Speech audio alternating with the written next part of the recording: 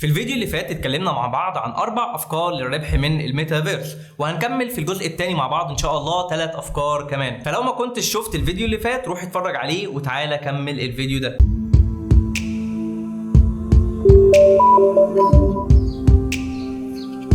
يوم سعيد يا حسام. صباح الخير يا ماجد، عندنا شغل ايه النهارده؟ لديك اجتماع الساعة 10 وتصوير فيديو بعد الظهر. تمام، والعميل اللي عمل امبارح استلم المشروع وتم إرسال النقود إلى محفظتك. تمام، يلا استعنا على الشقة بالله.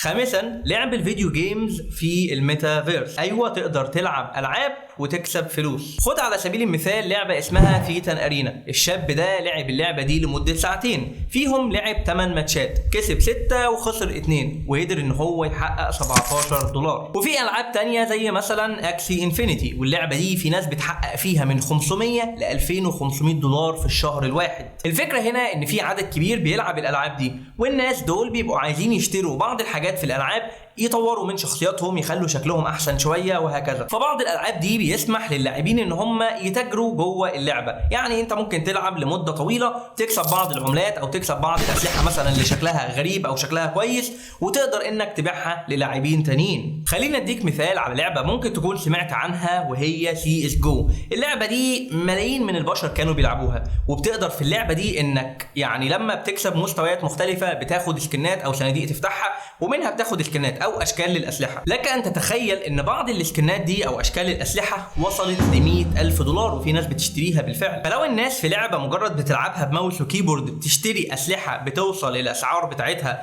ل $100,000 عشان بس شكل السلاح يبقى شكله كويس، فلما الموضوع يكون في ميتافيرس اللي هو انت شخصيا بتكون موجود جواه وبيكون ليك الافاتار بتاعتك، فغالبا الناس ممكن تدفع اكتر من كده بكتير علشان شكلها يبدو مميز قدام الناس كلها. في طريقة كمان للربح من الألعاب في ميتافيرس، لكن بشكل مختلف شوية. في الطريقة اللي اتكلمنا عنها من شوية قلت إن أنت بتلعب تاخد عملات أو سكنات مثلا، وبتبيع العملات دي أو السكنات دي للاعبين تانيين، وبتكسب في المقابل فلوس حقيقية. في الفكرة دي بقى الوضع مختلف شوية. في بعض المنصات زي ريكروم وروبلوكس، ودي منصات بيدخلها ملايين البشر يوميا. ده احنا بنتفرج عليك، يلا اشتغل. ارسم اي حاجه اهو. طب المفروض اعمل ايه انا؟ هات ايه المفروض؟ ان شاء الله ارش.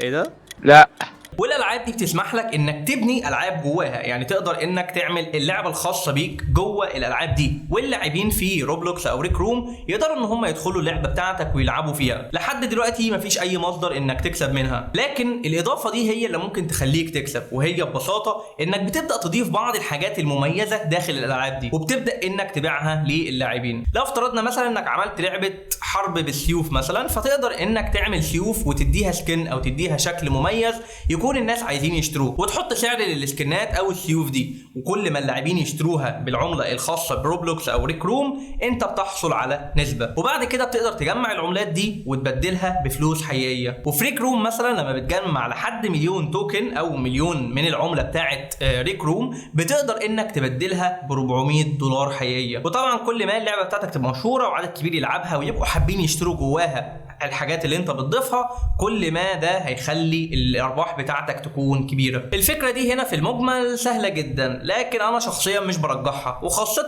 ان القيمه اللي بتقدمها من خلال حاجه زي كده مش مرتفعه، او تقريبا في بعض الاحوال ما بتكونش في قيمه خالص. والحاجه الثانيه انك بتبني البيزنس بتاعك على بيزنس تاني. يعني انت لو عملت حاجه في ريك روم، لو ريك روم وقعت بكره انت كمان هتقع معاها بكل سهوله، لكنها فكره خدها في الاعتبار وممكن طبعا تعملها.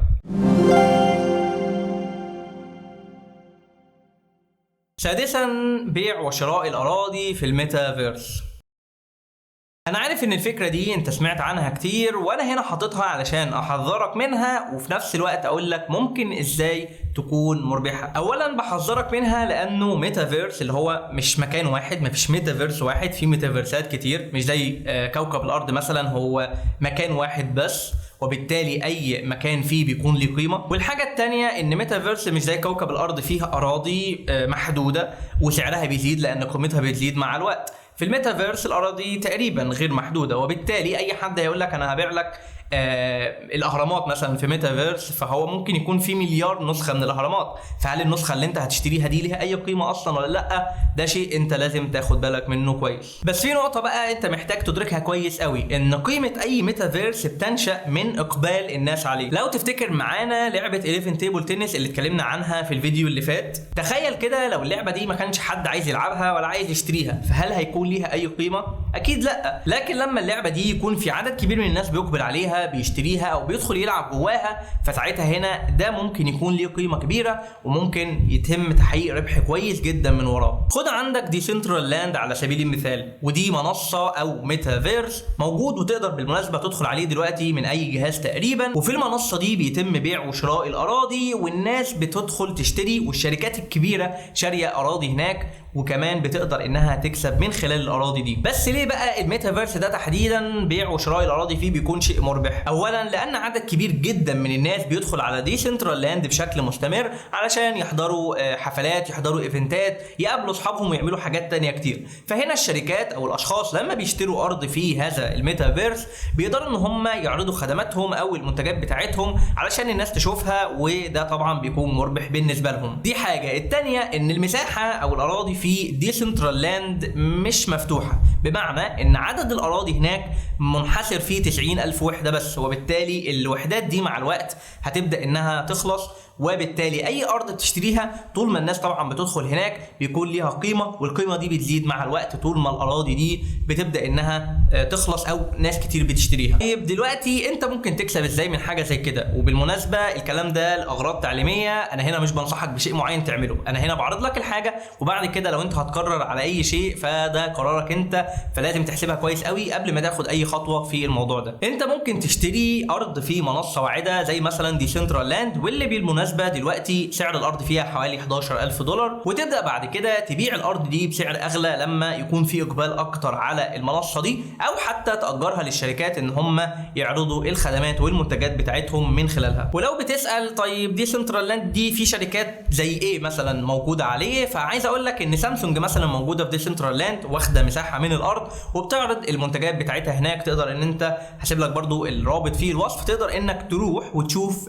سامسونج عامله ايه في ديسنترال بنفسك، بحيث الفكره تبقى اوضح بالنسبه لك. وبرضه عشان تبقى مدرك الموضوع مازال فيه مخاطره، لان ديسنترال دي لو في اي وقت او لاي سبب من الاسباب المنصه دي وقعت، فسعر الارض فيها هيقل وممكن تخسر الاستثمار بتاعك. فانت محتاج تكون واعي جدا لعمل فكره زي دي. وانا شخصيا بصراحه بنصحك جدا باول 3 افكار او اول 4 افكار. بصراحه الافكار دي انت بتعمل شيء بنفسك وبتقدم قيمه، ويعني احتماليه الخساره فيها بتكون اقل بكتير، مش مبنيه على حد تاني، زي الفكره بتاعت الالعاب والفكره بتاعت ديسنترال او شراء الاراضي. لو المنصه الاساسيه وقعت انت هتقع معاها، وطبعا الربحيه فيها ما بتكونش مرتفعه للدرجه، لكنهم افكار نسبيا سهلين ان انت تبدا بيهم.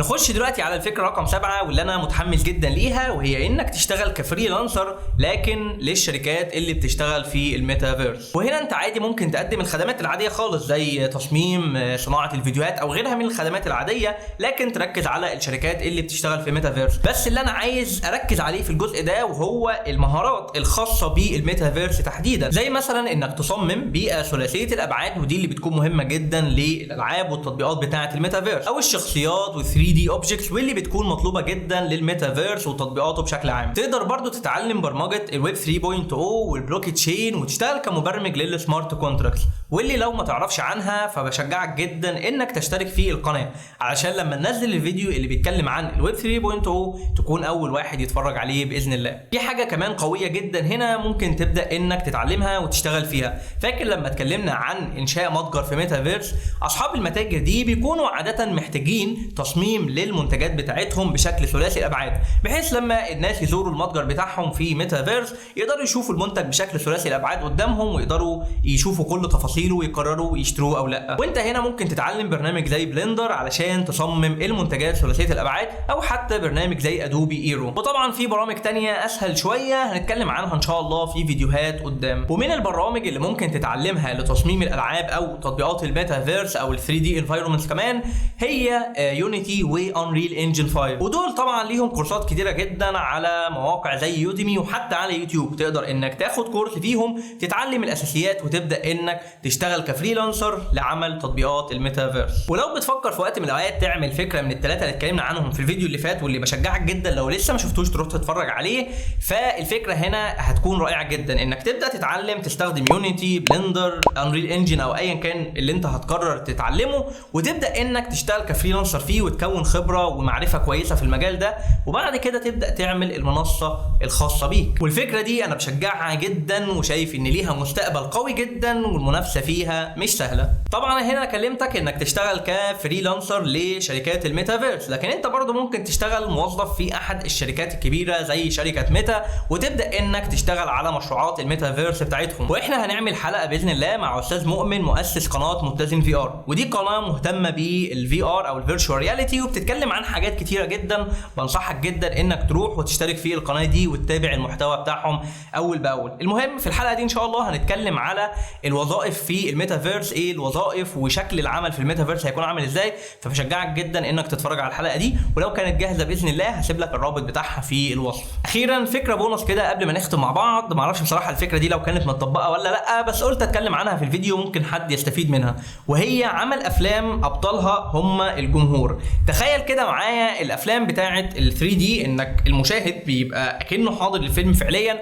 الافلام دي في اقبال كبير جدا عليها. فتخيل بقى لو الفيلم نفسه معمول وكانه لعبه والبطل بتاع الفيلم ده بيكون هو المشاهد، فالمشاهد بيتفرج على الفيلم ويبدا ان هو يقرر الفيلم يمشي ازاي او يشارك في الفيلم بشكل ما.